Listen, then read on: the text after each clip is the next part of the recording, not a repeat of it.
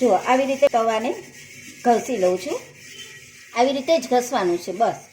Hello everyone, આજે આપણે 2 મિનિટમાં લોખંડના તવાને કેવી રીતે સાફ કરવું એ વિડીયો લઈને આવી છું.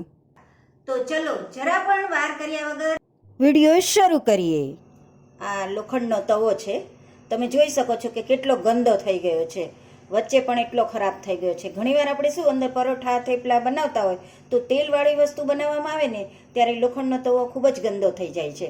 આપણે ડેઈલી એને સાફ તો કરતા જ હોઈએ છીએ, પણ ઘણીવાર શું કે કોઈ વાર આપણે વધારે વસ્તુ બનાવી હોય તો તવો આપણો ખરાબ થઈ જાય. હવે આ તવાને આપણે ફક્ત 2 થી 3 મિનિટમાં કેવી રીતે સાફ કરવો ને એ આજે હું તમને બતાવવાની છું. તો ચલો આપણે જરા પણ વાર કર્યા વગર વિડીયો શરૂ કરીએ.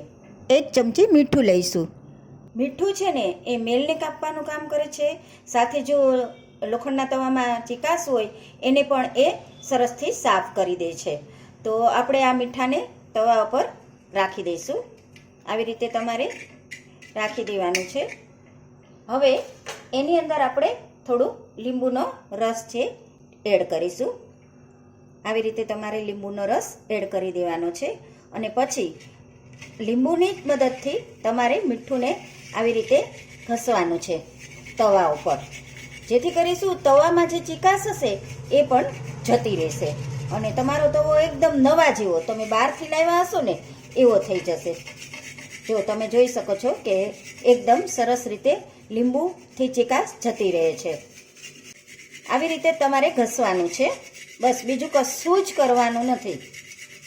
આવી રીતે મેં તવાને ઘસી લીધો છે. હવે આપણે અંદર થોડું લિક્વિડ ઉમેરીશું અને થોડું 2 ચમચી જેટલું પાણી પણ એડ કરીશું સાથે. હવે એડ કરીશ હું લિક્વિડ. કોઈ પણ લિક્વિડ તમે લઈ શકો છો.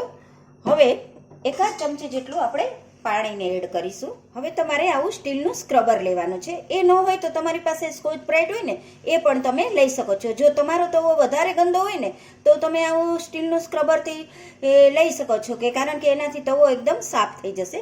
હવે આપણે તવાને ઘસી લઈશું. બસ આવી રીતે તમારે ઘસી લેવાનું છે. ઘણીવાર શું છે કે આપણા તવામાં કાટ લાગી જાય છે.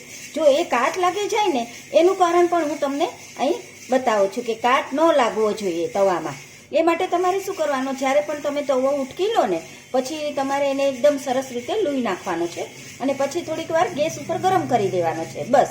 અને પછી એ તવાને તમે જો રાખી દેશો ને તો એ લોખંડનો તવા તમારો એકદમ નોનસ્ટિક તવા જેવું કામ કરશે. જો આવી રીતે મેં તવાને ઘસી લઉં છું. આવી રીતે જ ઘસવાનું છે બસ. વોશિંગ મશીન કેવી રીતે સાફ કરવું, વોશ બેસિન કેવી રીતે સાફ કરવું, ગંદી બાલ્ટીને કેવી રીતે સાફ કરવી, ગંદા નળને કેવી રીતે સાફ કરવા, આ બધા જ વિડીયો મેં મારી ચેનલ પર મૂકેલા છે. બધાની લિંક હું ડિસ્ક્રિપ્શન બોક્સમાં આપી દઈશ, તમે ચેક કરી લેજો. જુઓ તમે જોઈ શકો છો કે તવો કેટલો ફટાફટ સાફ થઈ ગયો. જરા પણ ગંદો લાગે છે તમને? નથી લાગતો ને? ચિકાસ પણ વહી ગઈ ને? બસ આવી રીતે જ તમારે તવાને સાફ કરવાનો છે.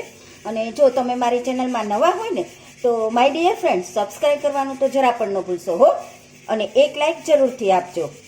તવો સરસ રીતે ઘસાઈ ગયો છે. હવે આપણે એને પાણીથી વોશ કરી લઈશું. ફક્ત 2 થી 3 જ મિનિટમાં એકદમ તવો તમારો નવા જેવો થઈ જશે, એકદમ નવા જેવો. હવે આપણે તવાને પાણીથી સાફ કરી લઈશું. બસ આવી રીતે તવાને તમારે ધોઈ લેવાનો છે. જુઓ એકદમ સરસ નવા જેવો થઈ ગયો ને. તવો સરસ રીતે ધોવાઈ ગયો છે. તવો કેવો સરસ ચમકતો થઈ ગયો ને તવો એકદમ નવા જેવો. જરૂરથી મારી આ ટ્રીક ફોલો કરજો. હવે હું તમને મળીશ મસ્ત મજાના નવા વિડીયોની સાથે. Bye bye.